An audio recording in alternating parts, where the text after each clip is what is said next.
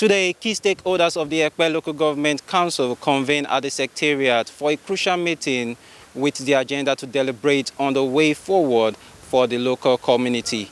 A co-op blog is live here at the Secretariat to bring you coverage of this meeting, which will definitely shape the trajectory of the local government areas and also bring renewed hope to the people of Epe. So stay with us as we bring you coverage of this meeting. I am Babawale Solomon reporting for a co-op blog.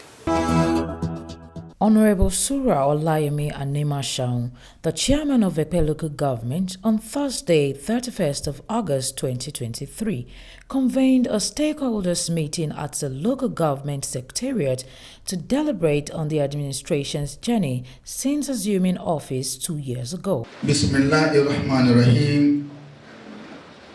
Hamdan liman lam yalid wa lam yuhla wa la sharika lahu fil mulk.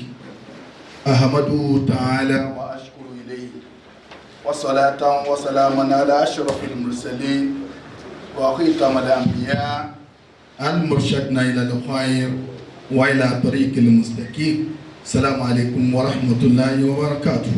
وعليكم السلام ورحمة الله وبركاته. Aki Ọlọ́run bí ó ṣe yẹ kí a kí a sì yìn Ànábì wa Muhammad. Bákan náà a kí àwọn bàbá wa tí wọ́n ní ìlú látòrí bàbá wa lọ́jà, bàbá wa kábíyèsí ọba Ìṣọ̀lá Kọ̀mọ́rù Animashaun, the paramount ruler of Epe division. Bí wọ́n tiẹ̀ sí ń bí ní tara wọ́n wà ń bí ní tẹ̀mí. Bàbá wa Olú Ẹ̀gbá of Epe Kingdom, bàbá wa Adéwálé Bámgbọ́pá, Ọlọ́run dákun má ṣàbánilọ́ra ẹ̀mí àwọn bàbá méjèèjì. Wàlálà ilá àyìnlọ́ àfihàn lónìí ọba tí ó gbé yín kalẹ̀ pẹ̀lú dáadáa tó sì jẹ́ kẹ́ bẹ̀rẹ̀ ètò náà pẹ̀lú dáadáa tẹ́ fi ń bá a lọ síbi part 1 báyìí ọba náà ní kó bá yín ṣe é yanjú. I highly recognize the presence of my brother, the honourable member, Lagos State House of Assembly. Mo wá kí màmá wa bàbá wa tí wọ́n jẹ́ vice chairman wọn ṣàbúrò. Ìjọba tẹ́ ẹ tó ń ṣe pẹ̀lú màmá wa chairman yìí, Ọlọ́run dákun jẹ́ orí yìí bọ́bẹ̀. Kẹ́ ẹ tuntun ṣe, láhàúlà wà lápò pátá. The Epe Local Government Chairman, Honorable Sikiru Owolomoshe, delivered the welcome address greeting the attendees gathered for the meeting. The council manager, Mrs. Giwa Akima, the council treasurer, Mr. Wasu Aki, Moki àwọn àgbà ẹgbẹ́ tó ń bí àwọn ìyálọ́jà pátá àti gbogbo yín kẹ́ gbúdòkó àwọn CDA àti bàbá Ṣèfìmá àti wọn àwọn olóyè láti ṣìkárì ọ̀dẹ̀dẹ̀gbòrò represent ìlú Ẹ̀pẹ́ ìbálòpọ̀ Ẹ̀pẹ́ ẹgbúdòkó mo kí Ṣìtúndé Olúwo represent bàbá wa kábíyèsí ọlọ́jà ọ̀fẹ́pẹ́ line ọ̀dọ̀fin ẹgbúdòkó sá àti àwọn olóyè tó kù bàbá tó bá lójú mo kí ìta ọba fún àjí tí ó kọ̀rẹ́ sà ẹgbùdó sà máa bẹ̀rù mi ò ní píkẹ́ olùkọ́ yẹn lórí máa bẹ̀rù àwọn league of imams and alfa tó kù àti ẹgbùdókò àwọn balẹ̀ àti ìdìbálẹ̀ of Epe council ìdìbálẹ̀ of bàbá wa Rúgbàdé àti ẹgbùdókò all the youth Paco the youth leader of Epe Local Government, that is Ereto Epe Kosejini ẹgbùdókò wọ́n lè dà kó mi máa jọ wọn. All the press and everybody aki bàbá lọ́jà yìí lọ́jà kí wọ́n lẹ́pẹ́ yẹn kí ẹkú ìjókòó aṣojú bàbá aládàbà kọ́sọ́ àmì báyìí onísà ẹkú ìjókòó sà aṣojú onítọ̀ọ̀mù bàbá wa we recognize everybody all the security apparatus civil defence DPO everybody ní aki the Hausa Igbo Kan Mr. Taiwo Kan president aki everybody the Indigo then Arewa South community ẹkúndókò so everybody ní akíkẹ́ káàbọ̀ sí báyìí wọ́n á padà kí ọ̀gá mi that is honourable Abiodun Tobun àwọn ọ̀dà government ó jẹ́ àwọn pẹ̀lú ìmọ̀ àmbẹ̀ tí wọ́n bá rí wọn wọ́n àti fúnpá bàbá mọ́jẹ́kò ní lókòkò rà wọ́n kú sí èjìká àwọn rírà wọn lẹ̀ ń bí wọ́n tún ṣòro mi àwọn àgbẹ̀ lídà ní àkókò ẹ̀fẹ́ pàmísà lídà kẹ̀ ẹ̀yin ló gáwà náà ọlọ́run kẹwọn dé pé wọ́n rẹ̀ wọ́n lẹ́tọ̀ọ́ ọlọ́run tó ní ìsà gbogbo ẹ̀pin rice ẹ̀pin iṣu ẹ̀pin ṣàwọ̀ ẹ̀pin ẹ̀yìn everything ọlọ́run tó ní ìsà ọlọ́run tó fi pa yín àwọn tí wọ́n ṣe fún wọn àwọn tó rí gbà ló lè máa dẹ́nu ẹ̀gàn kò lè kárí ọlọ́run kò tẹ́ ọlọ́run àwọn àfa lójú kò sí lọ́wájú ayé àbí àfa ọlọ́run tẹ́ kò tẹ́ ọlọ́run náà so ọlọ́run àgbà fún wa o thank you you are welcome. On her part, Honorable Animashaun extended a heartfelt greeting to all present while highlighting her achievements over the past 2 years. fẹ́ fi ti ẹ̀rín tọ̀yàyà àti àtẹ́wọ́ ká fi gbé chairman dé kó fi bá wa sọ̀rọ̀. ẹ ṣé.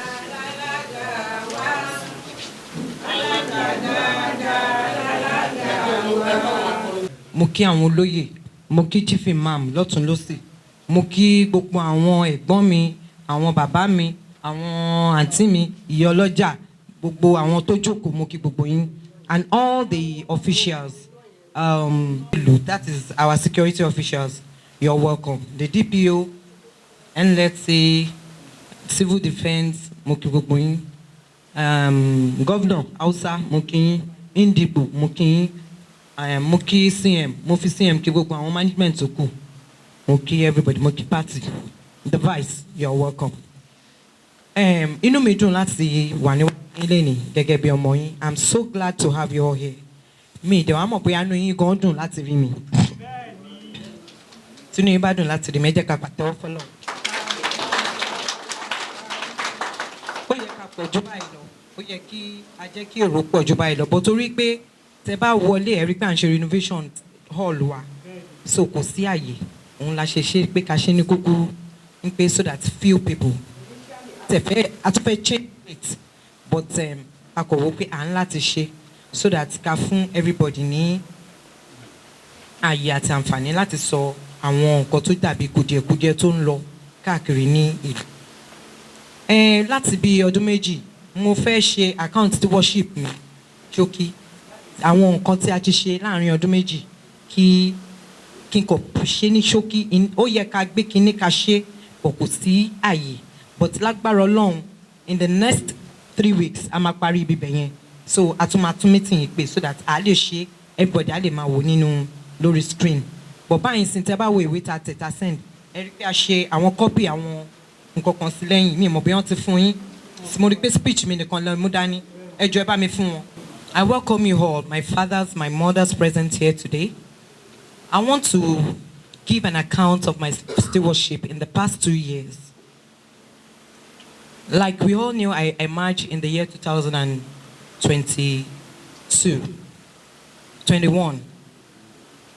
And 2 weeks after my emergence, there is pandemic in Erekoto. And well equipped with all toiletries and everything, closets, water system, and with borehole. And I provided a generator for them at that time. That is in 2 weeks that I emerged in 2021. That was, I emerged July 21, and by October, I was able to finish all that. And afterwards, we have 2 incomplete roads. That was, so I completed the 2 roads, and I put solar all over the street for commissioning. Over 15 or 13 solars on the street. That is, the 2 of the streets are, that's why I said they should give you the paper for this thing at that time. So afterwards, we have issues on security. And the security challenge that we have in Epe is so much that we can't even envisage how. You all remember that in Eredo, at that time, we had the killing of all these court boys killing people here and there. And in Epe too, if we can remember vividly, in 2022, we have dead bodies being put on the streets around here everywhere. So at that time, we now decided, I think I hold the stakeholders meeting on security with the police officer. We can remember some of our police officers and all our security agencies are here. We held a meeting at that time, and we decide on what to do. And since we have our own local security agencies, we have them to work together with the police and all other securities. So later on, to make provision for cars, to mobilize our people for whatever they need, fuel and all. Brought an Oma Jeep, Oma bus, to assist the police, Ibile security, if need be, so that they can use that at night. We bought an Oma bus. And afterwards, I think we are able to cope, and we reduce the rate at which all these hoodlums, court boys are operating in this local government. Notice that in Army Children's School, they don't have enough class. So we build block of flats for them in 2022 as well. Block of flats in Army Children's School, and well published. So we did renovations for the chairman's office and the legislative arm as well. And we are still doing some renovation in our local government right now. And we did, aside the solar that we put on the streets, we put solar in some other streets as well. And we did over 8 or 9 drainages in different areas. In this book that I told them to share, you will see the streets and areas that we did all the drainages. And there's still an ongoing road construction that we are doing right now. We have the names and everything on this. I wanted to cut it short so that I won't take much of your time. We did that. And in terms of education as well, we did a bunk bed for Epe High School. We make provisions for we did palliatives for them, and we also did palliatives for our people to empower them. We bought a whole lot of grinders, generators, barbing stores here and there. We did that for a very long time.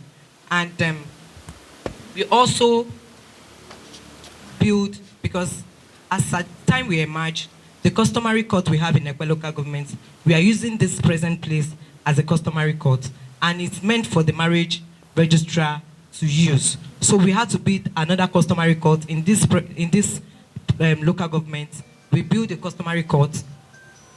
I think the customer is very behind this building here, and it was opened by all the obas. They came for the opening, and some of my leaders as well.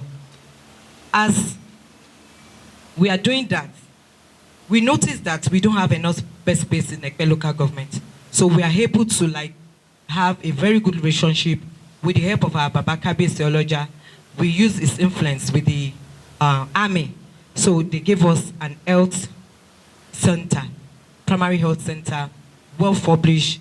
And after that, so I wrote another letter to the chief of army staff then, that is General Burantai, that we need an ambulance as well, and which has been given to us. And after the opening, we also request for a generator. The generator was, I think they brought it today.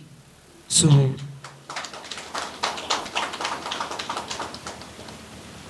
and also Ayetoro Market.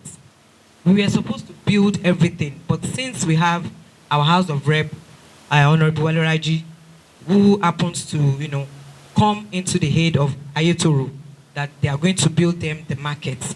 But we are able to construct some. We gave the other piece of land to Honorable Waleraji to build, which the construction is still ongoing. But we have finished our own, about 178 lock-up shops, and key clamp, we have 179 key clamp within these 2 years of my stay in the office. And while this is going on, I still make sure I was able to employ because when I came in, I met about 300 non-pensionables, and I added 200 to it. That's about 500 non-pensionables that are collecting salary in this local government. And in the last few months, because of this subsidy and grumbling here and there, so we had to add more to it. So we have over 600 non-pensionables in this local government that we are paying salary in the Epe Local Government here. And every month, we take up the bills of people before our sellable, Mr. Governor, Babajide Sanwo-Olu, before they make an announcement that all pregnant women should start, doing their delivery free in the general hospital. Here in our local government, we have been doing that. We pay for all bills. Those people that are unable to pay, we pay their bills in the hospital. So every month we pay over ₦1 million to the general hospital on people that are unable to pay bills, people that are unable to pay for any other aside delivery or anything that has to do with the hospital. We pay their bills every month. We pay over ₦1 million every month to the general hospital. And aside that, we make we have a very good agreement with LASUT that if there are any issues that are complicated ones, a serious one that has to be a referral down to the LASUT, we make an arrangement with them. They go ahead with treatment. We pay even over ₦3 million, ₦2 million. We pay them in this local government to assist our people, either surgery or whatever. We pay. We do that quarterly. We receive. At times they call us from there that if we have issues like that. So, and while we are doing this, we are employed to do palliatives. And as you all know, in this local government, we don't wait for instructions before we start doing things. We do palliatives quarterly. We give palliatives, we go to houses, especially old women. We do that quarterly. But as it is now, the palliatives we did the last time, we had a lot of complaints, and which is all over the local government in the whole of Lagos State. People are complaining. I want to implore you that the palliative that we give, I know some people are unable to collect, but it's something we'll be doing every month. And I want you all to understand that in this local government, we cannot do everything at a time. We need your support and your help to assist the local government, and not to start bringing us down, making us feel less of ourselves as if we are not doing anything. We come to the aid of our people any day, anytime. And aside that, we empower people, we give them money to assist them in their respective businesses they are doing. And I want people, even if we are not publishing this, I want you all to always be truthful to yourself. Tell your people if the local government is really doing something for you. If there are things that you want us to meet up with and we are not doing, I want you all to come today. We have information box here. You can always drop something and let us know where and which area you want us to come in. Not, bringing us down, harassing all the legislative arms, the supervisors. That is not good enough. I want our fathers here, our mothers here, to look into all that. Even to help some of their children at home. Talk to them about things, how life is, and how things are run in the local government. We have people that we go to and give our stewardship. This is one of our leaders. We go to assembly to defend our budget, how we spend our money every year. So it's not that you just come to the local government or you become a chairman and you think you can dig your hand into the purse of the local government and spend the local government's money anyhow. So with this, I implore you all today that if there are things that you know that you really want us to meet up with or you are not okay with, just let us know. We will tell you the ones that is in our capacity and which one that we cannot do. We will let you know. And those that we know that is not in our capacity, we can always make it an avenue. Since we have our assemblyman here, we can throw it to them. They will assist us from the state. And if it's concerning the federal, this assemblyman he himself will also lead us to the federal to assist us in this local government. Thank you very much. But I will read my speech to you today because I welcome you all to this meeting. It's a family meeting. As we discuss this administration journey so far, as my emergence into the office, I set a number of goals and share my mandate for development, growth of Epe and all people. Today, I'm happy to say that this administration is on the path to fulfillment of the mandate as we work tirelessly to actualize our vision. In the first 2 weeks of my time in office, I was faced with numbers of challenges, some which I highlighted briefly.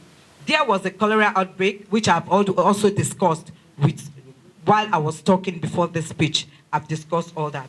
And you know, when a chairman emerges, we are to incur both assets and liabilities. I can't be telling you the liabilities that I incur. I can only tell you the asset and what I have done with the asset that I have incurred and which I'm doing. And I believe we did this in just 2 years. In another 2 years, we can do better even than this, and which we are. And today, again, there's going to be a groundbreaking, and which everybody is going to follow us to do it. We are going to have a new town hall and hub. It's going to be a multipurpose hall in this local government. Thank you very much for coming. And well,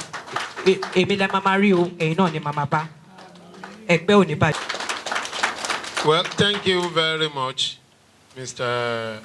Madam Chairman. Ọ̀rọ̀ wa ò pọ̀ fún àǹfààní ẹ̀yin màmá tí ẹ wà ń bí. Ohun tọ́mọ yín sọ ṣe mọ̀ wípé nígbà tá a sọ̀rọ̀ mo ní tí ẹ bá ń ṣiṣẹ́ lọ tẹ́ ẹ bá kí ń jẹ́ káwọn aráàlú mọ̀ wọn ò ṣe nǹkan kan wọn ò ṣe nǹkan kan náà ló máa sọ. Ẹ̀kọ́ ń wọlé ewé ń jáde àwọn tó gbà náà ń ṣẹnu mẹ́rin ni so bílẹ̀ ayé ṣe rí nìyẹn. Tí wọ́n bá gba owó lọ́wọ́ wa ń bì sí nǹkan tó dé ta nítorí pé wọn ò fẹ́ fẹ́ yín ní nǹkan kan wọn á ní gbèsè nǹkan kan. Ẹ rí i pé ńgbà tán dé ní ayé COVID ó ní iye ìgbà tíyẹn náà fi tóníkálukú lè jáde kúrò nílé máṣúmátọ̀ à ń láti máa bóbó affect. Ẹ dẹ̀ mọ̀ pé nígbà yẹn náà kọ́lẹ́rà ṣẹlẹ̀ lérèkòtò tíṣà máa ń lọ síbẹ̀ tí wọ́n dẹ̀ gbìyànjú ẹ má mú mi láti inú ọ̀sà mọ́ omi tẹ́ ń mu tẹ́ ń yàgbẹ́ sí wọ́n ṣe tọ́ílẹ̀tì fún wọn wọ́n dẹ̀ ṣe bọ́ọ̀wò méjì sẹ́gbẹ́ ọ̀tún àti sẹ́gbẹ́ òsì. Ẹ dẹ̀ mọ̀ wípé wọ́n tún ní àwọn health center wọ́n gbé ilé ìwòsàn wá sí tòsí ní láti fún àwọn ènìyàn wa wọ́n bá wọn sójà sọ̀rọ̀ wọ́n gbé ilé ìwòsàn wá tí àwọn èèyàn èlé kọ́kọ́ yà wọ́n tó dé general hospital wọ́n dẹ̀ tún lè kúrò ń bẹ̀ wọ́n lọ sí lasut ànírógun lasut ìwé lágbára Ọlọ́run. So àwọn sójà tó gbé wá wọ́n tuntun padà gbé generator wá lẹ́nìí wọ́n dẹ̀ ti kó bẹ́ẹ̀dì so ibẹ̀ ti ṣe é lò fún àwọn tó bá súnmọ́ tòsí wọn ní pápá èmi ti débẹ̀ mo ti rí. Ẹ dàn pé Ayétòrò market gọ́fìmẹ̀ntì kọ́ ló wo amọ̀gbà tán ti wo sílẹ̀. Àwa ń sọ lẹ́yìn torí pé ọ̀rọ̀ tó ṣojú ẹni kò farasin mọ́ àdẹ̀wà nínú system. Bẹ́ẹ̀ ńgbà tán dé a pè wọ́n pé chairman ẹni láti ṣe Ayétòrò ọjà àbáláyé nìyẹn ọjà táwa máa ń ru ẹni lọ ọmọ yóníyọ̀ tá máa ń ru yọ̀ lọ ní so ọjà yóò gbọ́dọ̀ parẹ́ so ìyẹn ló jẹ́ kí chairman bọ́ síbẹ̀ tán bẹ̀rẹ̀ sí ní kọlọ. Bẹ́ẹ̀ ńgbà tí a dẹ̀ ní tẹ̀gbọ́n wa tí wọ́n rí ọ̀nà tán lè bá wa fi ṣe lọ́fẹ̀ẹ́ táwọn ọlọ́jà ò ní sanwó la ṣe decide pé ok ìgbà tí wọ́n ṣe yìí kàn ṣe ibẹ̀ ní Ayétòrò model market èyí táwọn náà ń ṣe wọ́n ń ṣe lọ lọ́wọ́ Ọlọ́run àjọ parí ẹ̀ ẹ̀mí náà dẹ̀ lẹ́ máa fi lò ó so ìyẹn náà wà ń bẹ̀. Ẹ dẹ̀ mọ̀ pé tẹ́lẹ̀ wọ́n ní bíbá yẹn ni wọ́n ń lò fún magistrate court chairman láwọn ti kọ́ mi sí bíbá yìí sí ẹ̀yìn ń bẹ̀ yẹn níjọ́ táwọn bá wá sí mo bá wọn wá so fún àwọn tó bá wà ń bíbá yìí àjọlọ sí ní ẹ̀yìn ń bẹ̀ yẹn ni. Ẹ dẹ̀ mọ̀ pé èyí tẹ́nu gbé lọ ló pọ̀ ju o Ọlọ́run kó ṣàánú wa àwa ń taraka láti mú nǹkan wá bẹ́ẹ̀ àwọn èèyàn wa tó bá tà títí tó bá tà ẹnu yẹn náà ló máa fi condemn ẹ ìyẹn lẹ ṣe rí gbogbo nǹkan tẹ́ ń rí. Àwọn tó ń gba owó ní àpò ìjọba ó kéré kò tó nǹkan ní sọ ní down non-pensionable they are 500 ìgbà mẹ́ta 600 ni wọ́n ń gba owó lóṣooṣù ní kánsù yìí bó jẹ́ yẹn nìkan lásán ni èèyàn ń ṣe àmọ́ ọmọ aráyé ẹni bá gbà kò ní sọ fẹ́ni tó gbà kò ní sọ fẹ́ni tí ò gbà wọ́n máa ṣẹnu mẹ́rin ni mo mọ̀ wọ́n. Tá bá ní kí kánsù chairman publish orúkọ wọn á dàbí pé ó yẹ̀yẹ́ àwọn níta gbangba bẹ́ẹ̀ anybody tó bá fẹ́ mọ orúkọ wọn kó wá wọ́n lọ sọ́dọ̀ city wọ́n á gbé jáde àbí ọ̀dọ̀ HRO wọ́n á gbé jáde fún wọn àwọn tó ń gbowó lóṣooṣù ìyẹn wà ń bẹ̀.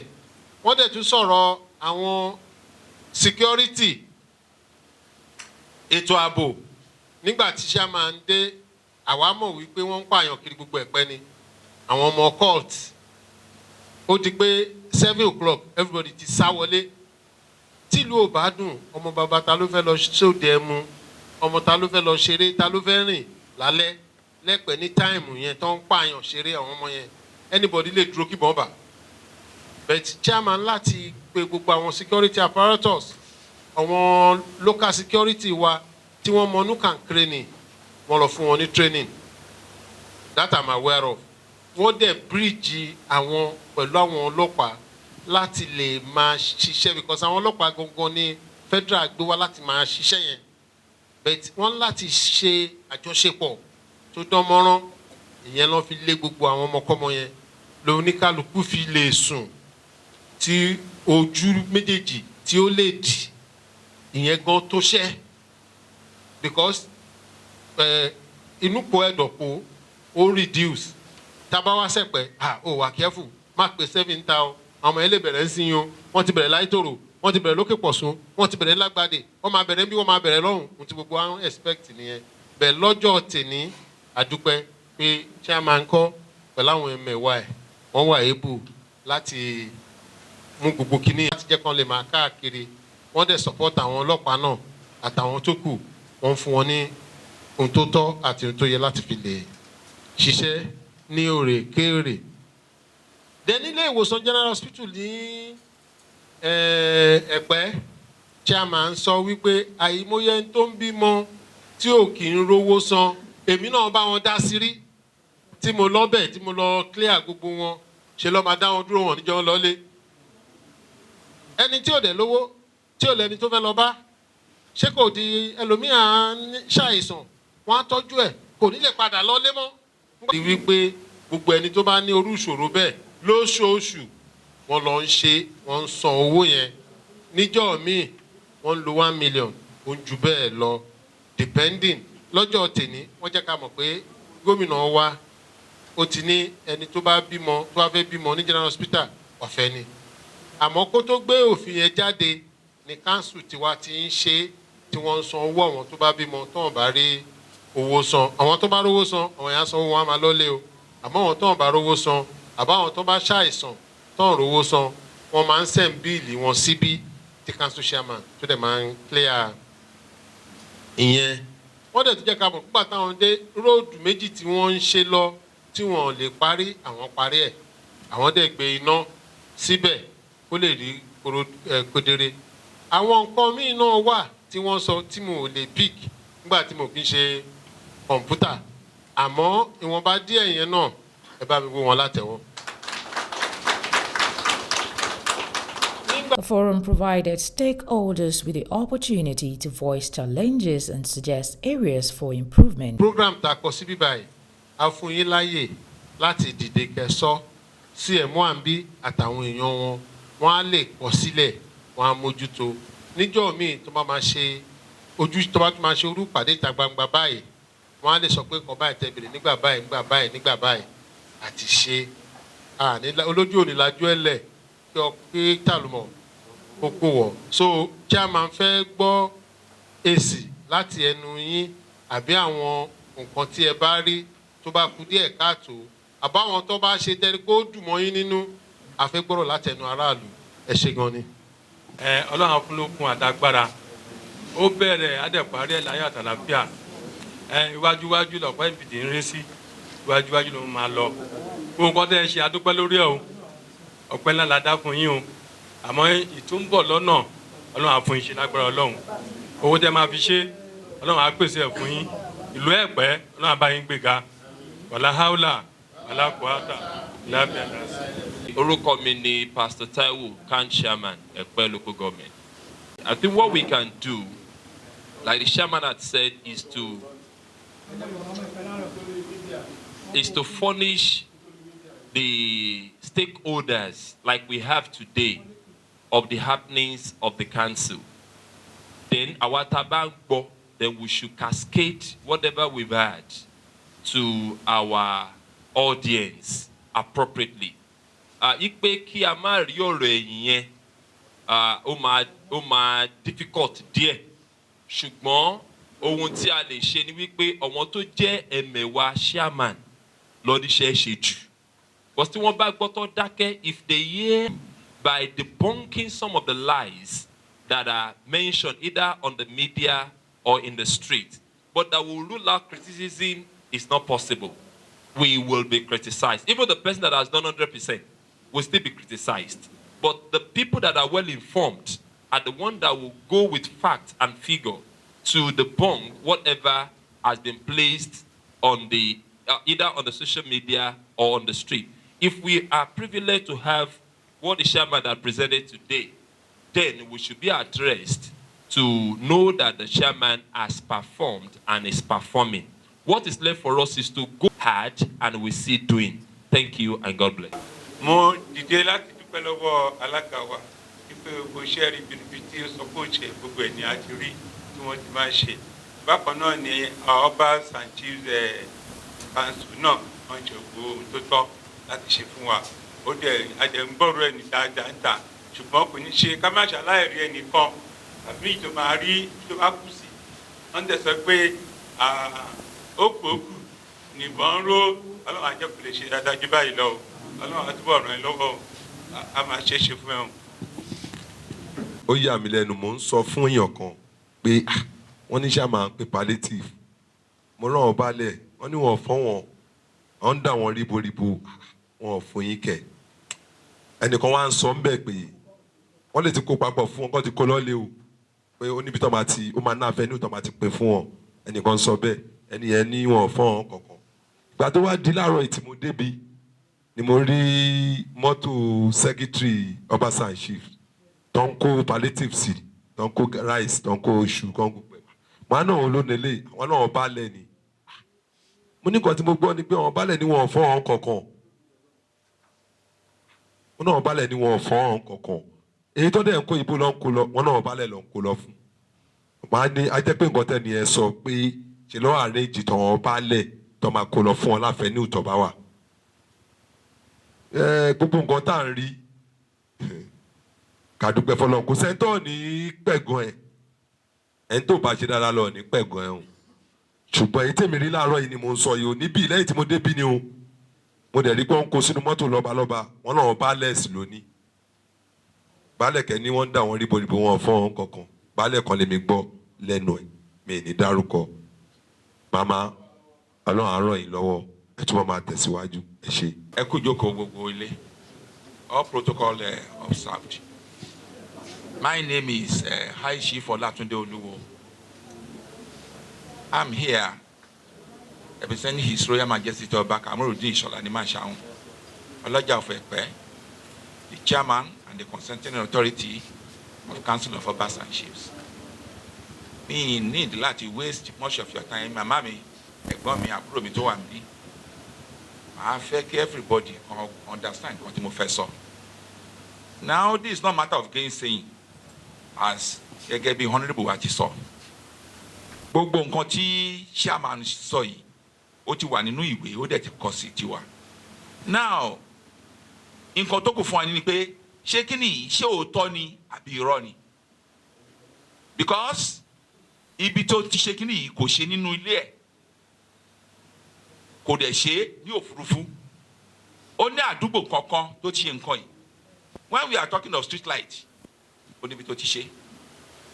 Borehole, latrine, fún ibi tí pandemic wà ní Erékòtò, àwọn kan ló ń gbé bẹ̀. Gbogbo if may be sincere in our mind, a mọ̀ pé lóòtítọ́ àti lódodo ló ṣe nǹkan yìí. Now, health center tí wọ́n ṣe sí pápá, just about a couple of weeks ago, ni chief of army staff wá tó wá commission ẹ̀ kò sí ẹni tí ò mọ̀ nílùú Ẹ̀pẹ́, ìṣọwọ́ èèyàn kan ni. This health center have been there for years. It's just a mushroom apartment. But tẹ́ bá débẹ̀ nísìnyí, ẹ mọ̀ pé equipment tó wà ń bẹ̀ gan, mi mọ̀ ìtọ́jú òun pẹ̀lú general hospital. And I'm very happy, Ọlọ́run náà a máa fún ẹ ṣe.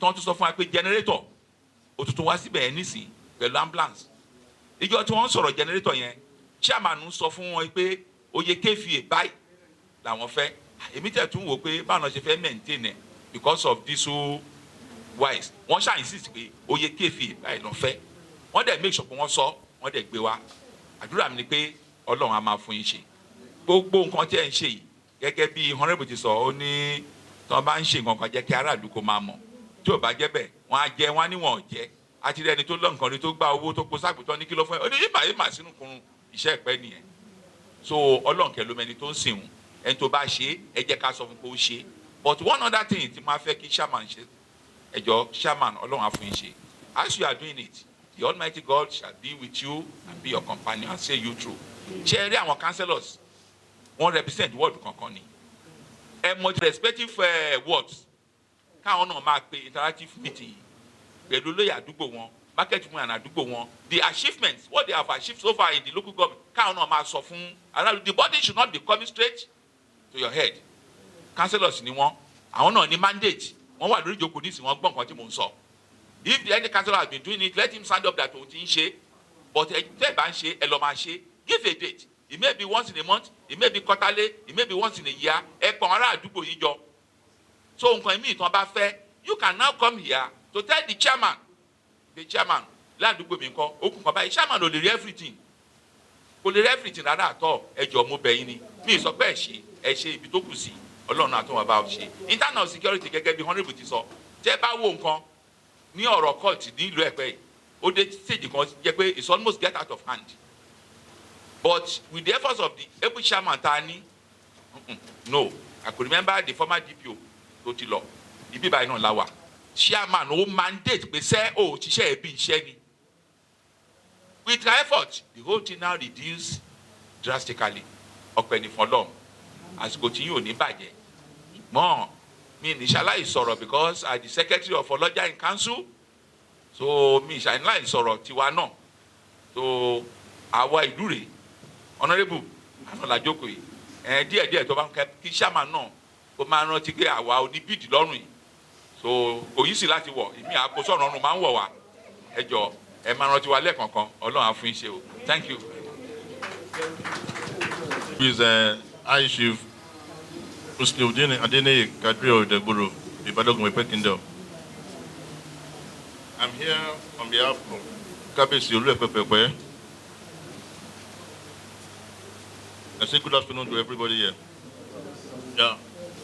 Actually, gbogbo tí mo ń gbọ́ ní èní láti ẹnu chairman wa nípa àwọn nǹkan tí wọ́n gbé ṣe because gbogbo tá ń gbọ́ ni pé chairman ṣe ọ̀kan kí ló ṣe ṣùgbọ́n nígbà tí mi náà rí àwọn nǹkan fọ́tò tí mo rí ń bì mo rí pé chairman wa ṣe nǹkan so mo dúpẹ́ fún wọn ẹ bá dúpẹ́ lọ́wọ́ wọn chairman wọ́n gbé nǹkan ṣe àwọn gbé nǹkan ṣe o ṣùgbọ́n àdúrà tó máa ṣe ni pé kọ́nà tó bẹ̀ máa kún wọn lọ́wọ́ gẹ́gẹ́ bí àwọn olóyè wa yìí sọ ó kù náà ni ìbọn ń ró ibi tó bá kù sí Ọlọ́run á fún yín ṣe o but àwọn damages tó lọ sísà because marina side yẹn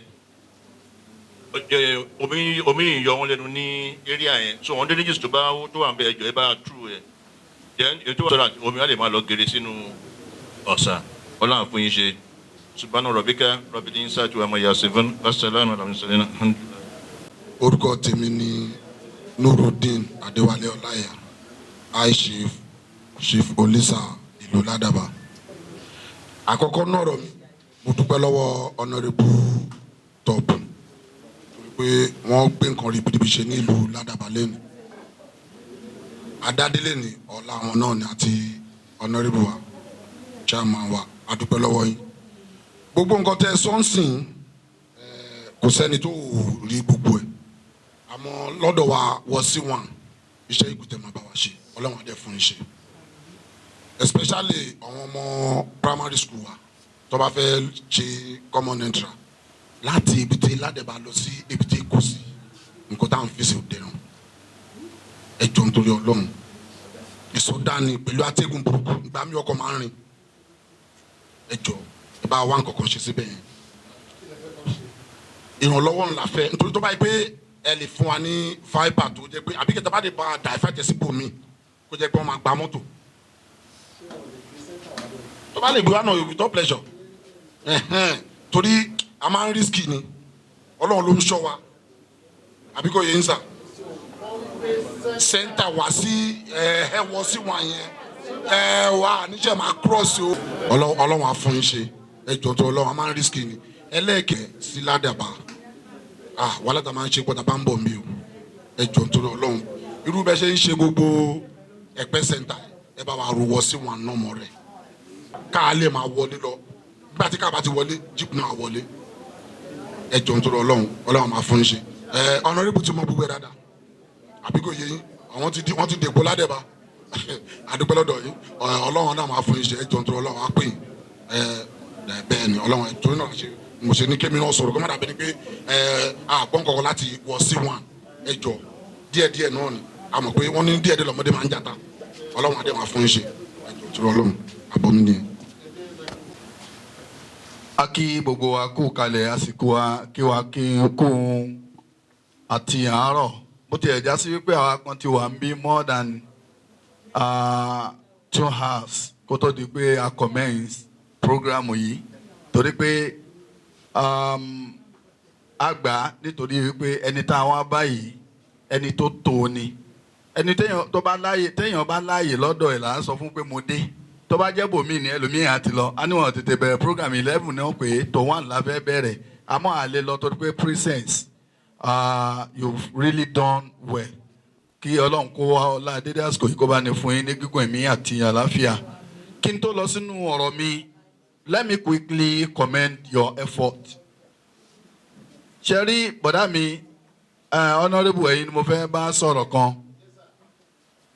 Ẹ̀yin ló yẹ kẹ́ ẹ máa encourage chairman tí wọ́n bá ń wò wípé àwọn èèyàn ń sọ̀rọ̀. Bí mo ṣe ń gbìyànjú tó àwọn èèyàn ń sọ̀rọ̀, ó yẹ kẹ́yin sọ fún wọn pé ẹ̀pẹ́ la wa.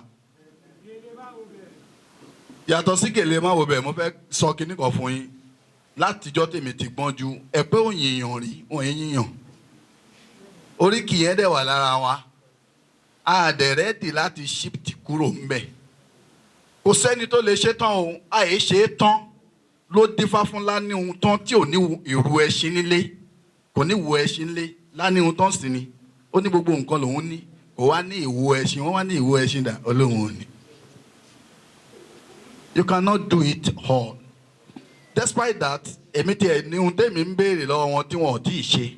Àmọ́ personal kìíní ìyẹn ò stop láti jẹ́ ká mọ̀ wípé ẹnì yìí rí ní gbìyànjú ẹrù tọkùnrin rù tọ́run wọ̀ tẹ́ kọ̀ndẹ́mù ẹ̀. Lẹ́wọ́n rò pé obìnrin ó ṣe ẹ wo gbogbo nǹkan tẹ́ ẹni yìí ṣe lẹ́nu ọdún méjì yẹn. Ẹ má expect pé àwọn ará Ẹ̀pẹ́ máa yìn yín excellently. Ẹ kàn máa ṣe tí torí ọjọ́ ọ̀la tẹ́ ẹ bá kúrò tẹ́pẹ́ bá fẹ́ yíyàn ó dìgbà tẹ́ ẹ bá kúrò lórí ipò. Mo fẹ́ kẹ́ ẹ mọ̀ yẹn o. Kódà kẹ́ ẹ ṣe ẹ̀mẹrin tẹ́ ẹ bá kúrò mẹ́rin ọkùn princess akọ́wọ́n ènìyàn jọ wáyé abò ooru wọn ṣé yàn rí wèé wọn ò yín nígbà tó wà ń bẹ o àwọn tó bá ti lọ wọn apá Ẹ̀pẹ́ nìyẹn that is Ẹ̀pẹ́ for you but àwọn area tí àwọn mistake ti wá bọ̀dá mi ti nílẹ̀ inú mi dẹ̀ dùn but mo fẹ́ lay emphasis lórí I want to emphasize on it.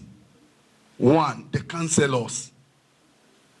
I am very happy they are all here. Èyí tó pọ̀ jù nù ọ́ perform.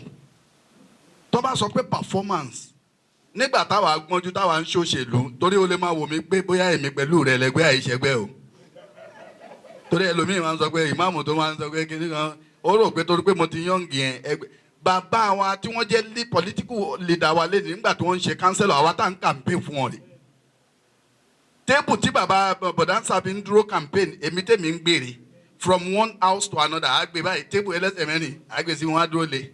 Nbo ni wọ́n wà níjọ́ náà tá a bá ń sọ̀rọ̀ lónìí ẹ wo báwọn bàbá yẹn ṣe councillorship wọn nígbà yẹn wọ́n máa padà wá sádùúgbò wọ́n máa address àwọn ará àdúgbò gbogbo yín látijọ́ tó máa ti dìbò fún yín ẹ jẹ́ kí iṣẹ́ chairman ń yọ ẹ̀yin ní.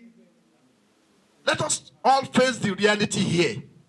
Ẹ lè gbé gbogbo ẹ̀ sórí chairman ẹ wo councillor tèmi ní ìsìn dìde wọ́dé sì dìde wàláhì kò kúrò ládùúgbò kò sí ohun tí wọ́n máa ṣe ládùúgbò ẹ̀ máa rí èyí tó kàn ó èyí tí ò kan kì í ṣe pé mò ń yin o torí pé ó wà níbi o mo fi Ọlọ́run àti ànábì búra. Ẹ̀yin ẹ jẹ́ kí gbogbo àwa councillors yìí náà máa ṣe à ń gbọ́ ti àdúgbò kálukú. Òun peace yìí máa padà wá sádùúgbò. Gbogbo ohun tí wọ́n bá ń ṣe ládùúgbò àjọ ń ṣe ni. At times tí wọ́n bá pè mí báyìí òun ni máa pè. Á dẹ̀ kúrò níbi tó bá wà á sáré lọ síbẹ̀. Ó mọ ibi tó kù sí. Àmọ́ chairman mà àwọn nǹkan kan wà ládùúgbò wa tá a ti sọ fún mo sì rí pé kò sí ní capacity ẹ̀ pàápàá street mi nínú ọdún yìí tẹ́ ẹ̀ bá ti bẹ̀rẹ̀ ogun ti bẹ̀rẹ̀ lọ́dún tó ń bọ̀ nìyẹn o èmi máa bá yín jà. Lẹ́yìn mi wọ́n ṣe street kínní ìkejì ó dẹ̀ méjì tí mo ti kọ́ street yìí dáhùn lọ́dọ̀ wọ̀dà mi náà mo tún dìídì lọ sọ́fíìsì yìí mo kọ́ lẹ̀ street mi kódà mọ́tò ò ṣe gbé gbabẹ̀ chairman ṣe ti kọ́ lẹ̀ ṣe torí pé wọ́n ti ṣe padà wá sáwọn àdúgbò yín ẹ pa àwọn ará àdúgbò ẹ jẹ́ kí wọ́n mọ̀ pé ẹ̀ ń perform ẹ̀yin dẹ́ máa gbogbo ohun tí wọ́n ń sọ yìí ẹ̀yin dẹ́ lè gbà lẹ́nu wọn tí wọ́n bá sọ pé chairman ò ṣe nǹkan wọn tẹ́ ẹ bá ń bá wọn sọ̀rọ̀ ní ẹ lọ sí rẹ́pọ̀tò ní chairman máa ṣe nǹkan báyìí ẹ lọ sí kíní kan àmọ́ ńgbà tẹ́yìn kò wálé tẹ́ ẹ padà lọ sílé báwo ni iṣẹ́ chairman ṣe fẹ́ yọ àkọ́kọ́ nìyẹn. The second one is public awareness kò tó ṣẹ́rí àwọn tí wọ́n ò ṣiṣẹ́ rárá my chairman wọ́n publicize wọn bá nǹkan tí wọ́n ń ṣe ayé wa ń rò pé àwọn náà ṣe gbogbo nǹkan wọ́n àyẹ̀yìn tẹ́ ẹ wá ń ṣe ẹ publicize ń tẹ̀ ń ṣe social media tá ń tẹ̀ ń sọ àwọn màmá yìí èwo ló ń Facebook nínú wọn àwọn bàbá yẹn èwo ló ń 2go nínú wọn èwo ló wà lórí social media nínú wọn irú tẹ̀ ń ṣe yìí ẹ máa pè wá bóyá ẹ̀kan láàrin oṣù mẹ́fà kẹ́ ẹ máa sọ ohun méjì tẹ́ ẹ bá ṣe ohun mẹ́ta tẹ́ ẹ ṣe láàrin oṣù mẹ́fà tẹ́ ti pè wá last kí kálukú máa rí ẹlẹ́ẹ̀kejì nìyẹn. Mo wá fi àsìkò yìí bẹ Ọlọ́run fún yín Ọlọ́run má ṣàjẹ́ gúnlẹ̀ ayọ̀ mo tún bẹ Ọlọ́run fún bọ̀dá mi tí wọ́n wà lẹ́gbẹ̀ẹ́ yín torí pé lọ́rọ̀ ìlú yìí wọ́n dúró dáadáa. Èmi pẹ̀lú chairman nídẹ̀ ń sọ nǹkan kan tá a bá wà ní school tá a bá ti pàdé ní lásù mo ní chairman mo fẹ́ fẹjọ́ ara yín sùn yín mo ti rán wọn sí bí ẹ̀ẹ̀mejì bóyá wọ́n ti jíṣẹ́ ìyẹn ọ̀rọ̀ àárín wa nìyẹn o má dẹ̀ sọ kí n tó kúrò mí àmọ́ kò ní jẹ́ lórí speaker subhana rabbika rabbil izzati amma yasifun. Akí Ọlọ́run akí ànábì wa Muhammad. Àti Ọlọ́run kó lu ilé lọ́wọ́ ní ẹ̀yin aṣáájú wa ẹ̀yin bàbá wa ẹ̀yin ọba wa ẹ̀yin mọ́mọ́ wa ẹ̀yin ìyá wa akíra wa pé a kú oríire Ọlọ́run jẹ́ àjọ láṣepẹ́. Mo kí àwọn tí Ọlọ́run yàn sókè tí wọ́n ń darí wa Ọlọ́run jẹ́ àjọ láṣepẹ́ o. Orúkọ tèmi ni Afa Idris Obedallah ọmọ ìjà Ọ̀dọ́là tí ó jẹ́ olùdarí ìjọ Ziyadatul Khairat more blessing worldwide. Inú mi dùn láti wà ń bí lónìí mo kí chairman wa ẹ kú iṣẹ́ o.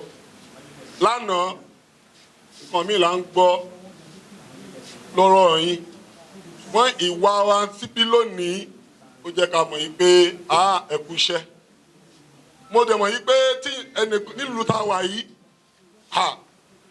mi ì fẹ́ mọ bó ṣe láyà tó wọ́n máa ka ohun tó ṣe fún wa níbí lẹ́sẹ̀kẹsẹ̀ ni wọ́n máa já yín o. Mo wá ń wo àwọn èèyàn pé ṣé wọ́n máa nọwọ́ àbí wọn ò ní nọwọ́ ṣèbẹ́yìn lẹ sọ fún wa pé wọn ò ṣe ó lè já sí pé àfàlà wa káàkiri ni gbogbo erékòtò tó ń sọ ìjọba láti débẹ̀ ṣùgbọ́n èyí tó dá mi lójú nínú èyí tí ẹ sọ òun náà ni ọ̀rọ̀ security. Gbogbo alamọ bí ìlú ṣe wà lánàá àdẹ̀mọ bó ṣe wà lénìí ṣùgbọ́n èèyàn kò lè láyà títí tí kó wa máa kọ̀ọ̀kan tí ò ṣe ìfẹ́ mọ bóyá láyà tí o ibi náà ni wọ́n ti ja ajá sí pé ẹ ṣiṣẹ́ nìyẹn ẹ kú iṣẹ́ eléyìí tẹ́ wá ṣe yìí ẹ má dúró lórí ẹ̀ ayé Al-Qur'ani kan ni máa fi báàkì ẹ̀ fún yín o. Al-Qur'ani ní ìmọ̀lù fasayarallahu a'malakum Ọlọ́run ní iṣẹ́ tẹ́ ń ṣe èmi Ọlọ́run rí yín o àwọn òjíṣẹ́ mi rí yín o àwọn tó ṣe pé olùgbàgbọ́ òdodo wọn rí yín o ibi tí fẹ́ darí ọ̀rọ̀ yẹn sí ni pé pọ́lọ́n bá rí yín ẹ jẹ́ kéèyàn náà rí yín o èèyàn pé kó rí yín náà lè tẹ́ ṣe yín o bó a pẹ́rú eléyìí tí ń wà ti pẹ́ ní tó bá wo onísọkúsọ ni kó sọ torí pé ọba tó ní wá ó kápá kó ṣe gbogbo nǹkan tán ṣùgbọ́n kò ṣe o Ọlọ́run tó dá wa ó kápá kó ṣe gbogbo nǹkan tán ṣùgbọ́n kò ṣe é èyí tí ẹ̀yin náà ń ṣe yìí Ọlọ́run orí yín àwọn ẹ̀yin náà ríra yín ẹ jẹ́ káwọn èèyàn ṣe kíni kí wọ́n rí yín oṣù mẹ́ta oṣù méjì ẹ jẹ́ ká máa ẹ jẹ́ ká máa rí ìtumọ̀ fi parí ẹ̀ nítorí pé mo ṣàdúrà fún yín ni pé ẹ ṣe ń kà á skul gbogbo ẹ̀ náà ni ẹ̀ka ti lè kéwò o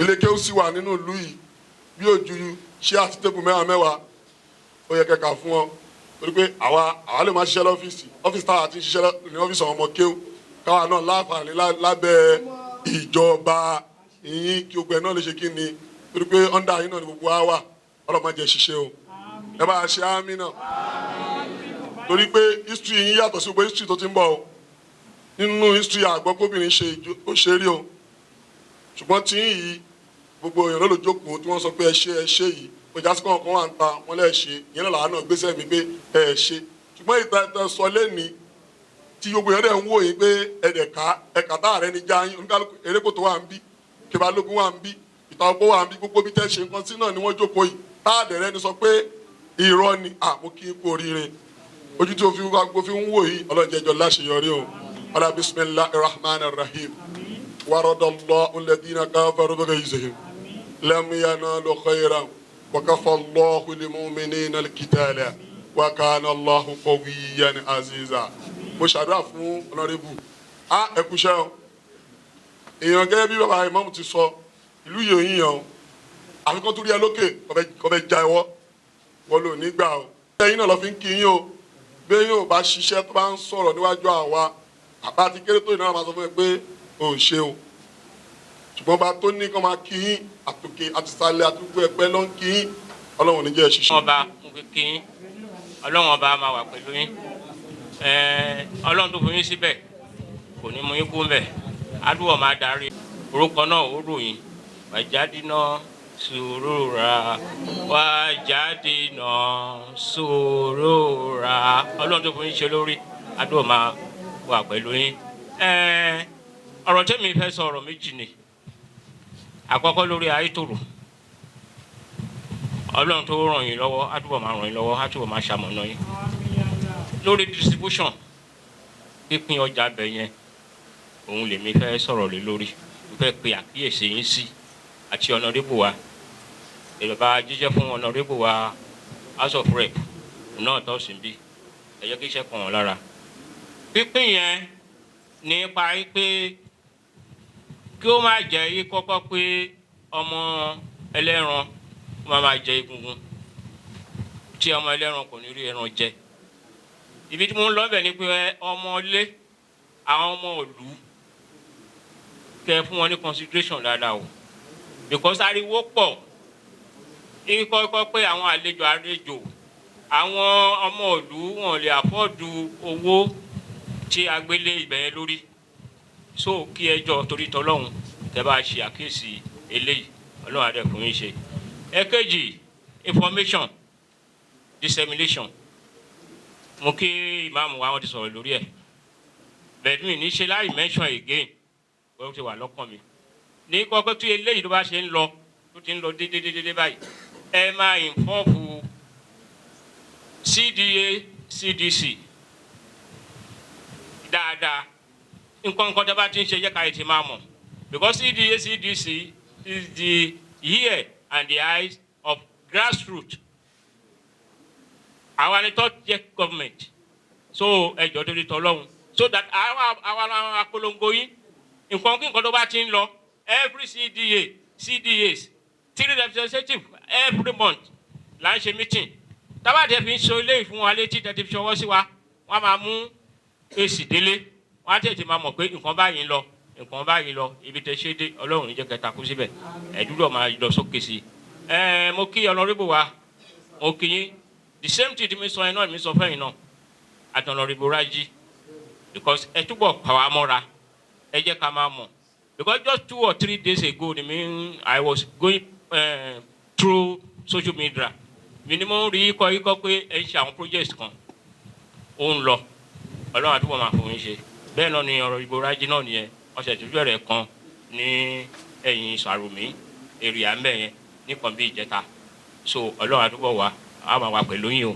ẹ jẹ́ ká máa mọ̀ ká lè máa polongo yín ká lè máa ṣe kínní lẹ́ẹ̀kan sí my chairman anọ́dì honourable sir CDA CDC ẹ má gbàgbé wa o ẹ jìnnà sí wa o ẹ jìnnà fún wa o ẹ jọ̀ọ́ o ọbẹ̀ yín o Adérelé Ṣàbí baálẹ̀ ìlú Ẹ̀pẹ́ Council. Ẹnìkan débí lẹ́ẹ̀kan ó ṣe àlàyé pé wọ́n ti pín palliative pé secretary kan ó gbàgbà palliative. Mo fẹ́ kí chairman ṣe ìrántí pé community méjì ló wà lẹ́kọ̀ọ́. Ìlú Ẹ̀pẹ́ ní ọ̀dọ̀ tiwa ìlú Ẹ̀pẹ́ Council àìgbà palliative kankan. Ọlọ́run àfún yìí ṣe ẹ̀jẹ̀ ẹ̀ máa rántí àwa náà. Mo kí honorable, mo kí imams, mo kí gbogbo àwọn aṣojú ọba wa méjèèjì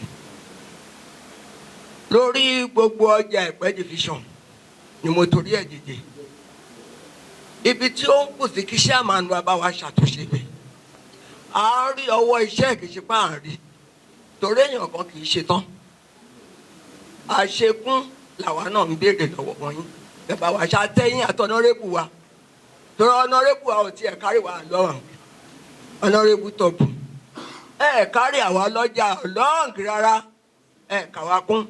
Ṣùgbọ́n mo fẹ́ àdìbò fún yín. A kárí yín àlọ́ǹgì. Gbogbo àwa lọ́jà la dúró. A dúró bí ìbọn. So mo sì ń bọ̀ ń bẹ́ẹ̀.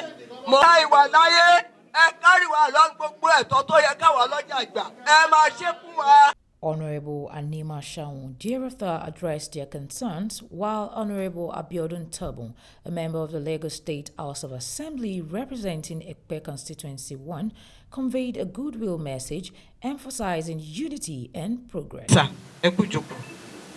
Now, ẹ jẹ́ sọ kọ́kọ́ fún yín pa àwọn councillor tí mo dẹ̀ fẹ́ kí everybody kí a mọ̀ ní èní yìí. So, ká dẹ̀ fi ṣírò pé tó bá pà wá la bí wọn. My councillors are up and doing and they are trying. But torí pé àwọn èèyàn joyè alájẹsẹ̀ ni à ń bọ̀ torí pé ibẹ̀ mélòó ni councillor fẹ́ cover ẹ jẹ́ ká sọ tòótọ́ ọ̀rọ̀. Kò sí councillor mi kan kó kò jẹ́ pé olúkálukú ní apọn àti apẹpẹ jura wọn lọ ni. Wọ́n lè má máa gbé nǹkan tó ṣe síta but I know what they are doing. Nígbà tí mo kọ́kọ́ wẹ̀ my first empowerment tí mo ṣe mo dìídì kólẹ̀ fún wọn mo ní kán lọ mi mú ẹyọ kan máa mo ní ó yá ẹ gbé lọ sí ward wọ́n gbé lọ sí ward tó yan fọ́tò tó sẹ́yìn sí mi. There is nothing tí máa fún wọn àbí tí máa ní kán ṣe with record and everything náà máa sẹ́yìn dẹ̀ padà sí mi. Nígbà tí mi ṣe supervisor our salary is 134,000. Èló là ń gbà kò ní ṣàwálà ṣe bẹ́ẹ̀ nǹkan tó ṣe wá fún wa láti state nígbà yẹn. But the little pé a ṣiṣẹ́ àbí nǹkan kan táwọn náà bá ṣe àbí pé akitiyan wọn àbí nǹkan kan they are doing very. Sherry ẹ jẹ́ kí n sọ nǹkan tí ó ń fa tàwọn councillor ni pé àwọn tó ń bu ọlá Ọlọ́run mọ́ra ló pọ̀ jù. Ó dẹ̀ ń jẹ́ kó máa bẹnu àtẹ́lu àwọn councillor àbáwọn supervisor mi they are really trying. Gbogbo wọn náà dẹ̀ náà máa débí náà máa pariwo àwọn ṣe o councillor wọ́ọ̀dù àmọ́ wọ́ọ̀dù ẹ̀ ọjọ́ kan ni mo pè kan ibo ni wọ́ọ̀dù ẹ̀ ta ni councillor ẹ̀ ó ń wò mí. So everybody wants to claim their rights from the councillors. Ìwọ̀nba náà lè ṣe. So tẹ́ bá sọ̀rọ̀ sáwọn councillor àbí tẹ́ bá náà ṣe dáadáa èmi náà lè ṣe ń bá sọ pé mi ṣe dáadáa and a dẹ̀ assure yín pé a ṣe dáadáa imam. Mo dẹ̀ tún sọ fáwọn desk pé a tún ṣe dáadáa ju báyìí lọ. Gbogbo ibi tó dẹ̀ kù sí náà èmi àti wọn náà a jọ jókòó a tún jọ sọ so that a lè ṣe àtúnṣe bẹ̀. Ìyẹn lórí tàwọn councillor yẹn. So ẹ jọ̀ọ́ ẹ má bínú sí wọn. Wọ́n sọ̀rọ̀ nípa drainage marina. Sherry drainage marina is beyond the local government. Mo fẹ́ kẹ́ mọ̀. The only thing that lè ṣe ni pé clearing and cutting away of the refuse and which we are doing. But the drainage is beyond us probably because Sherry drainage yẹn nítorí wọ́n fẹ́ channel gbogbo omi tó ń wá láti inú ibi bẹ̀ yẹn sínú ọ̀sà yẹn. Àbí bẹ́ẹ̀ kọ́.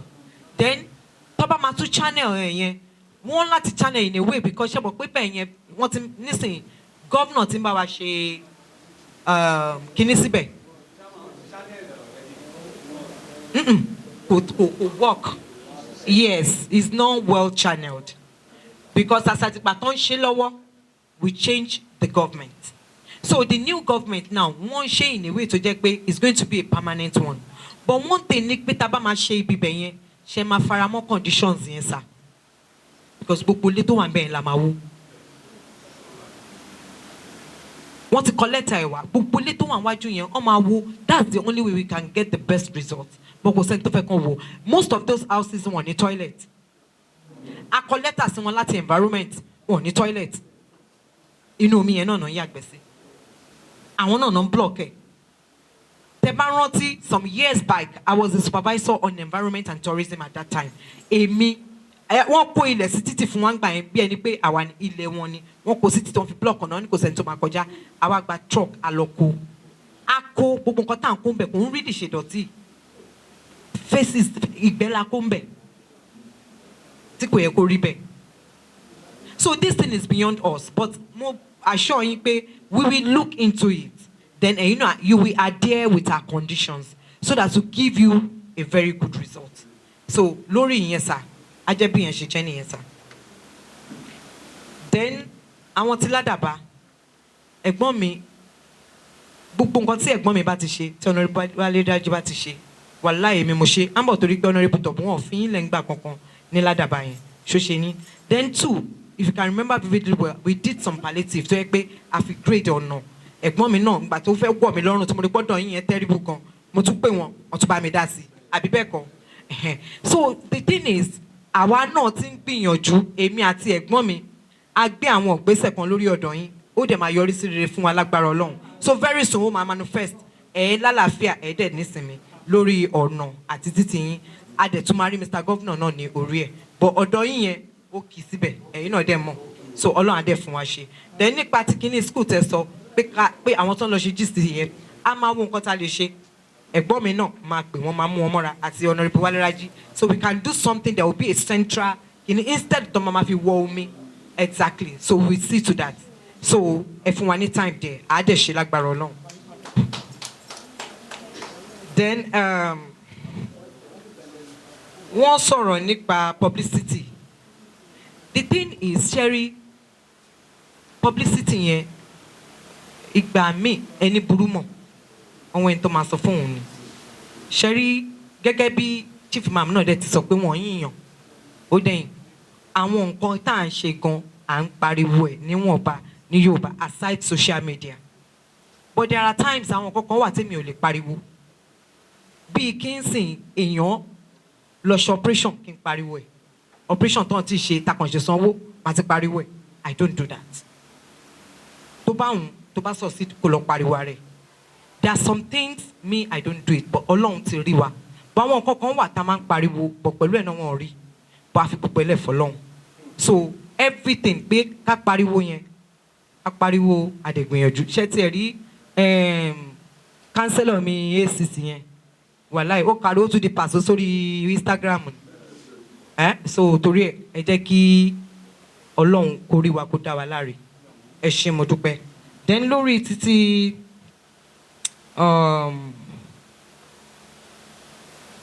Ayétòrò market wọ́n sọ̀rọ̀ pé bó ṣe máa distribute ẹ̀ àbí nǹkan kan gbogbo ẹ̀ ń pé kọ́mọ ìran máa ọmọ ẹlẹ́ran bàbá mo fẹ́ ṣàlàyé nǹkan kan fún yín sà ṣe rí distribution kìíní yẹn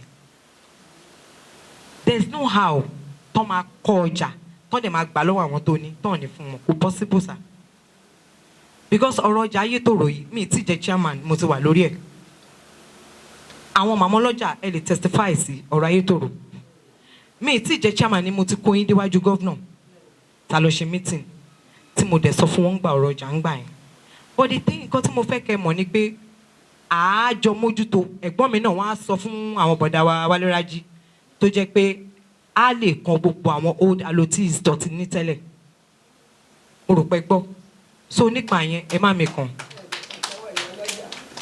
n tí mo lè sọ lórí èèyàn nìyẹn then àwọn bàbá tó sọ̀rọ̀ wọ́n ní Èkó Ẹ̀pẹ́ Ìjẹ̀bú Ẹ̀pẹ́ èmi ò mọ̀ ń pa yẹn o Ẹ̀pẹ́ lẹ̀pẹ́ lọ́dọ̀ tèmi bọ́n mo kàn fẹ́ kẹ́ mọ kankan sà ń pé nǹkan tí ò bá ì tí dọ́dọ̀ yín adọ́dọ̀ yín èmi náà mo náwọn ògbúfọ̀ àti àwọn tí mo máa ń ní pòkè ẹ lọ sí ọ̀dọ̀ wọn ẹ ṣe báyìí ìgbà míì náà kẹ̀dẹ̀ máa ń pe àwọn bàbá mi lórí nǹkan tó bá máa bọ́ sí ọ̀dọ̀ sáìdì ọ̀dọ̀ yín Dua community la ní yes but I don't want to hear Èkó Ẹ̀pẹ́ Ìjẹ̀bú Ẹ̀pẹ́ Dua community la ní adẹ̀tìmọ̀ yẹn bẹ́ẹ̀. So ẹ ṣé bàbá mi, a máa dé ọ̀dọ̀ yín. Ẹ jẹ́ kí n fi yòókù sílẹ̀ fẹ́ gbọ́n mi.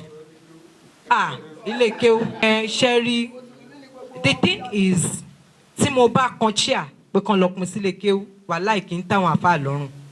But tá bá ní kan gbowó kan lọ ṣe nǹkan, ó máa ń tẹ́ wọn lọ́rùn.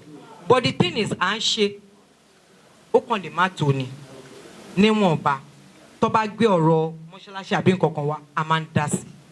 Àwọn kánsẹ́lọ̀ mi pàápàá wọ́n ń dá sí láyé ọ̀tọ̀ lẹ́yìn tí kánsù bá ti dá sí, èmi náà dá sí in person. Àwọn náà wọ́n á tún gbé envelope lọ bá wọn, wọ́n á tún dá sí. So ibi tí ó bá kù sí, ẹ jẹ́ ká mọ̀, à ṣàtúnṣe. Ohun tó kàn sí ni oní goodwill message. Nínú tí chairman sọ, ó lè minima ṣe goodwill message.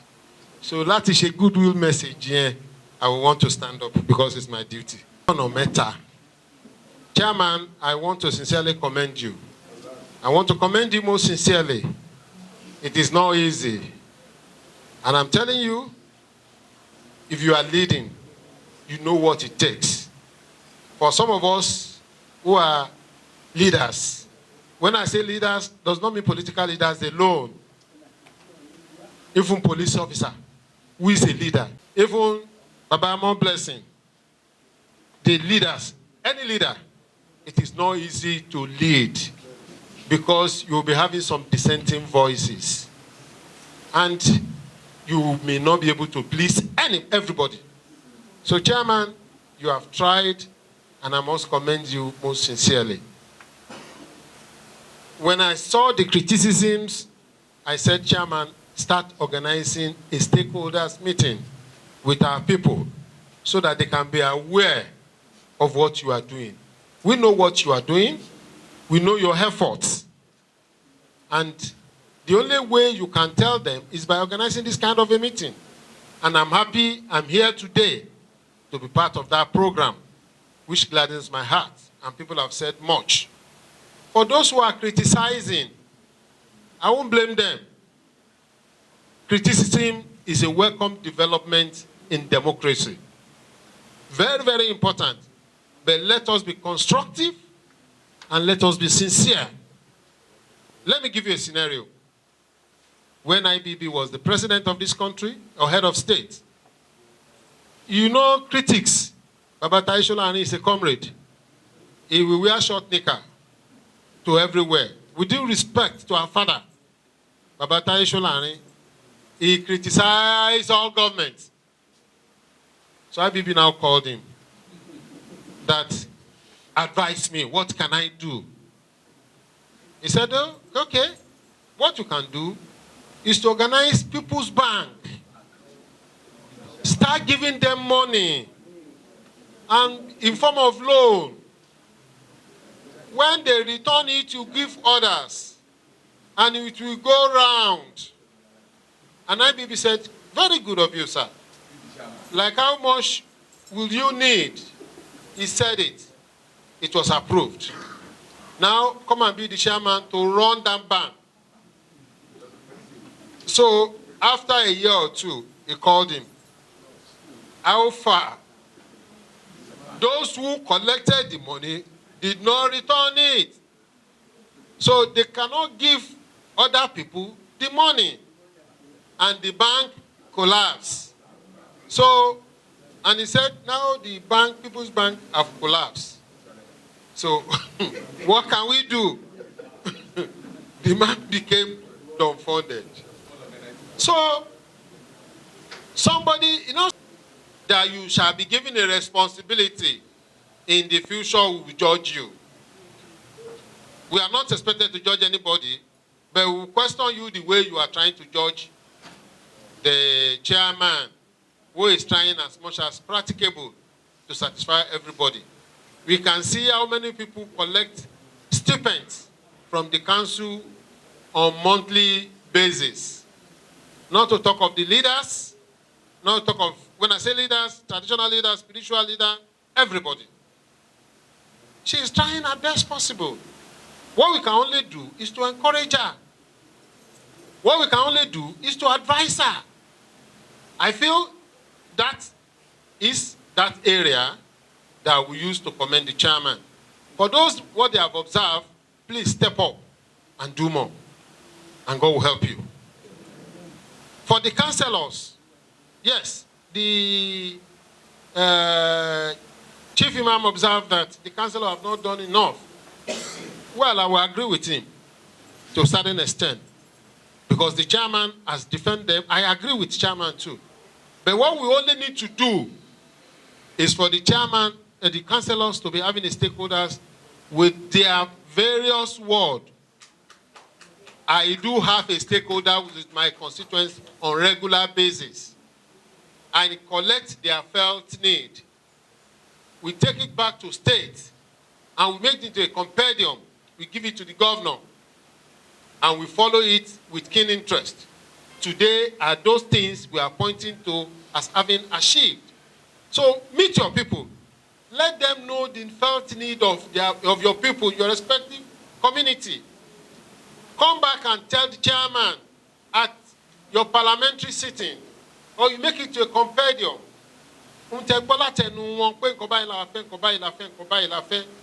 Tí ẹ̀dẹ̀ wá bá chairman tí chairman ń ṣe padà lọ sọ fún wọn pé nǹkan tẹ́lẹ̀ fẹ́ ń jọ yẹn mà tí lọ bá chairman tí bá yín ṣe, your impact will be felt. You understand?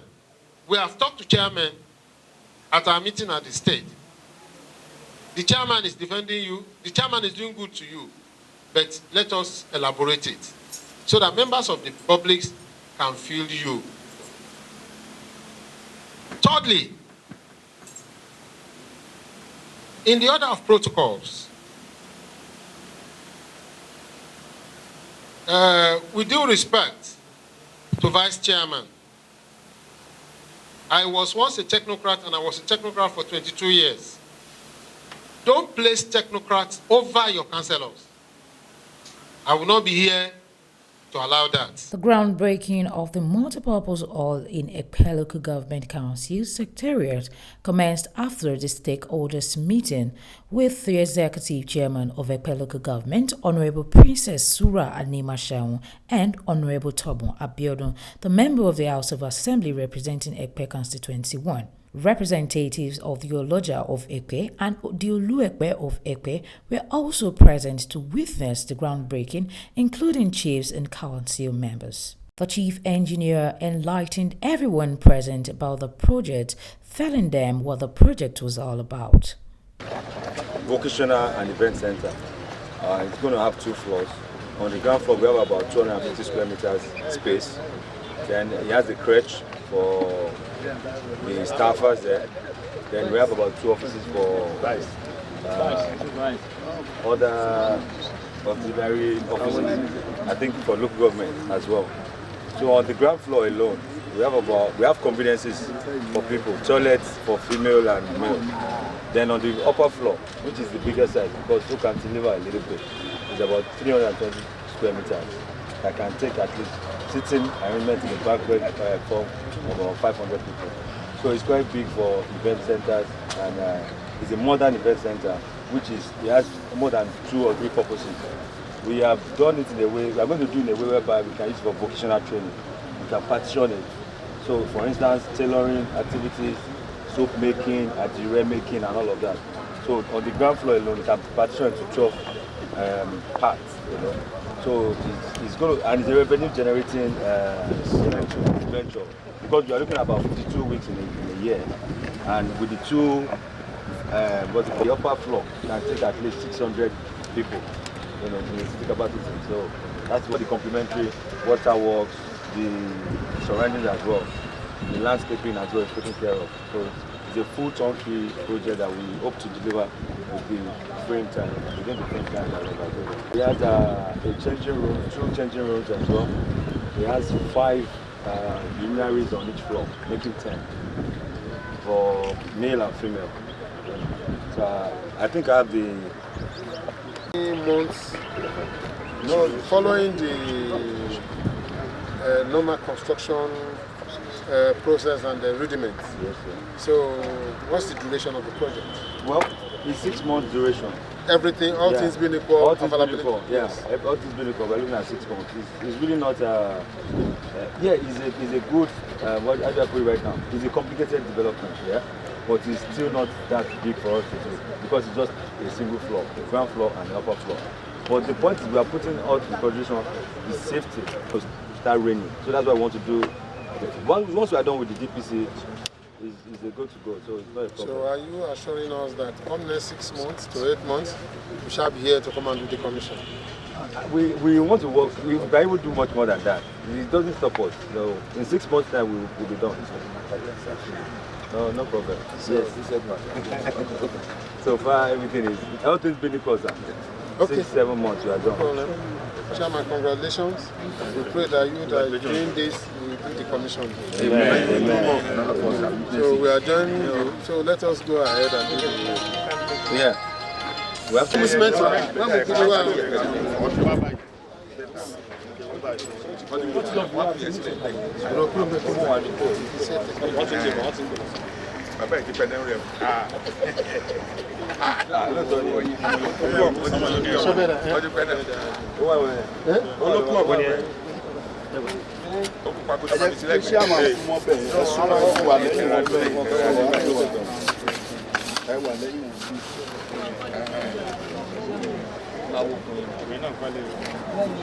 ṣe ọwọ́ yín ni ṣọkin rọ́ọ̀bù yín wà lábẹ́. nígbà tí ó sì ṣọkin rọ́ọ̀bù àti mánéjì.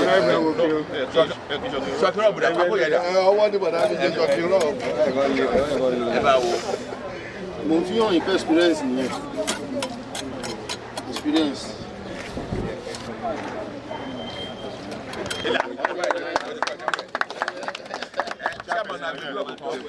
ìlà má jẹ gbé lọ tó bá ṣe ìwé ìṣàlẹ̀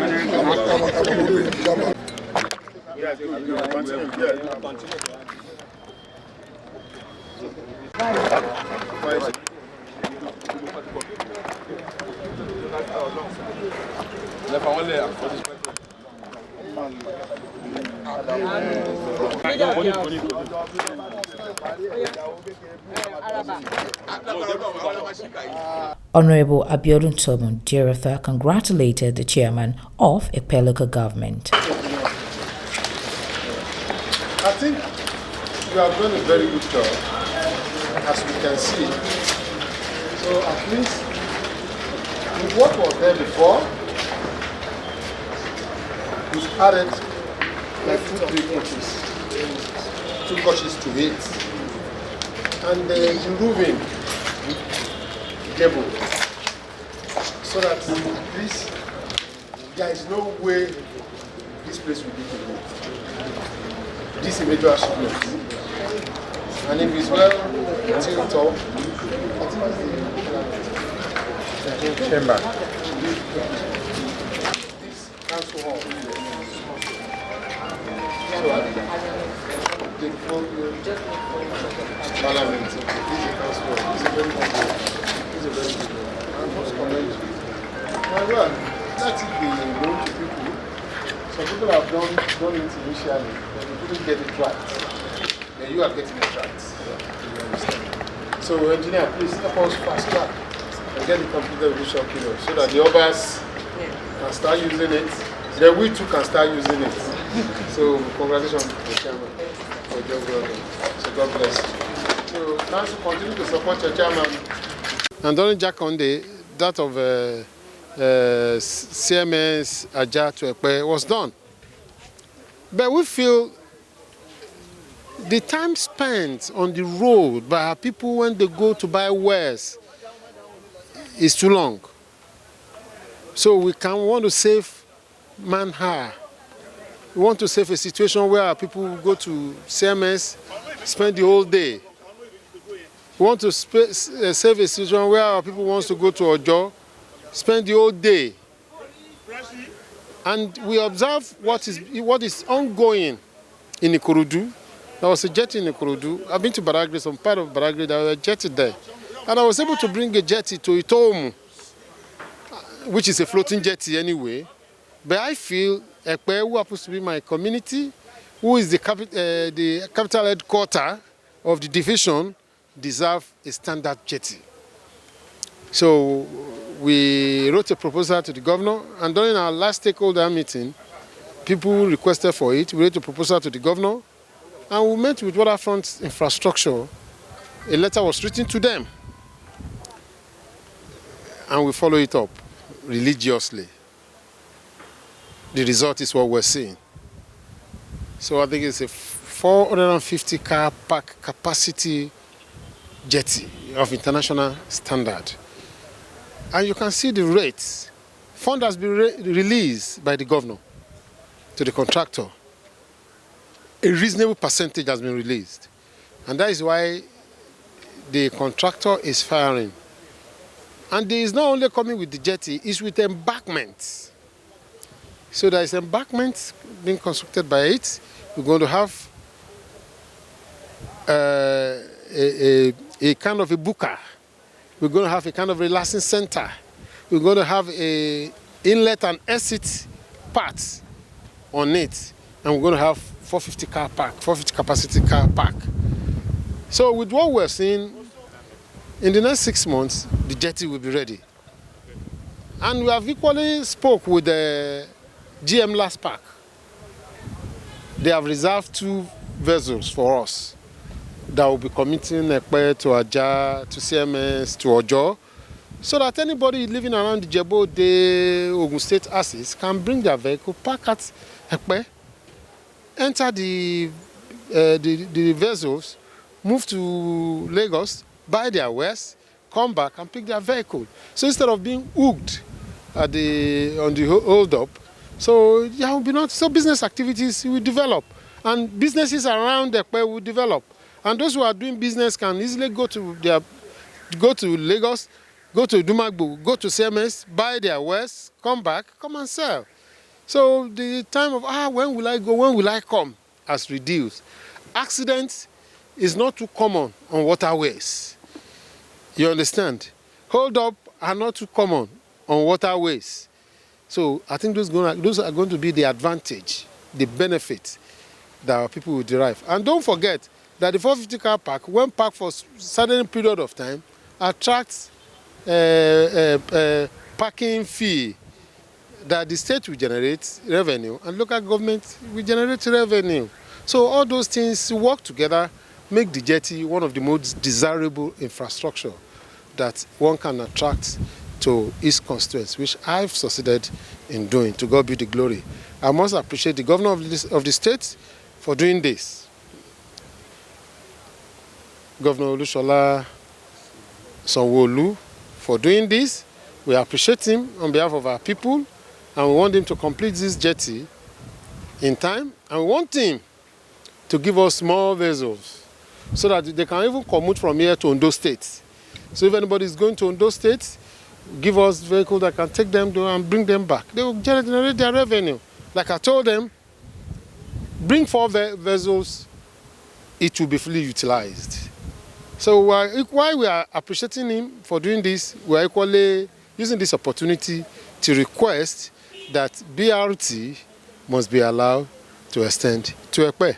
Secondly, we want to use this opportunity to appreciate him, what he's doing. But we only want him to do the bridge component of the newly completed roads. The first phase of the road has been completed. The second phase of the road is near completion.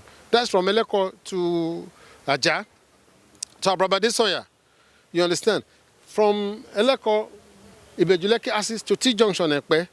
So if that is completed, we want the governor, we're appealing to him to do the bridge components because of the time value of money.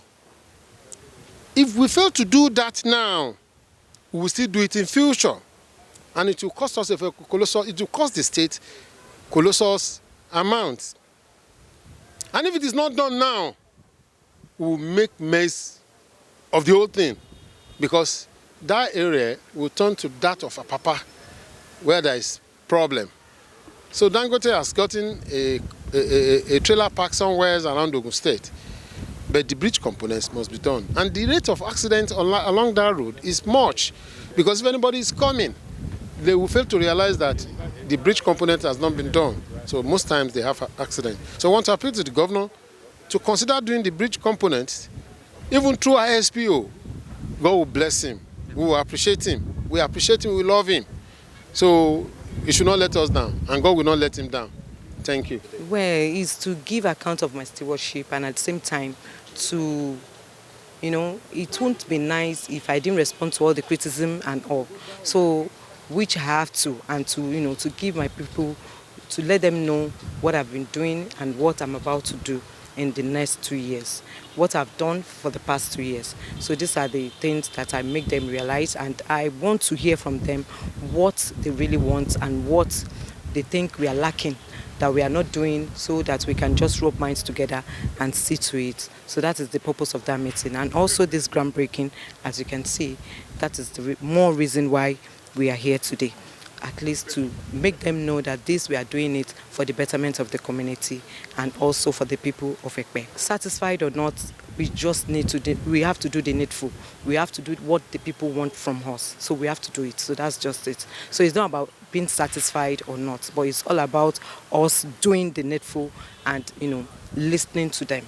We are facing many challenges, but how many are we going to count? Because as it is now, we don't even want to talk about challenges. All we have to do is everything that they have, reported, or what they have criticized on, or whatever they actually think is their need, we need to just listen and do the needful.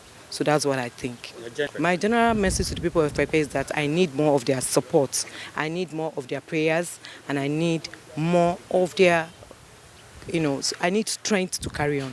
That is their prayers. So they should give me more support, and they should at least, in their own way, to contribute to this development, this administration. Thank you very much. Thank you. Yes, it's like a feedback mechanism to the people. So it's an advantage. Normally, Shema do address press, but it's not elaborated like this. So unlike most of the previous jobs that we have done, so doesn't have much impact to the people to understand what we have done so far. But today, with the stakeholder of people, CDC, the market woman and women, the political leaders and other people, so everybody can be able to listen and understand what is happening about the progress of this administration since about 2 years ago. Quarterly, so the meeting will be coming up quarterly. So we could have used our main hall, but the place is under construction. Under renovation yet. So that's why we use that place. So and we look at the numbers of that place, we reduce the numbers of people that are supposed to come today.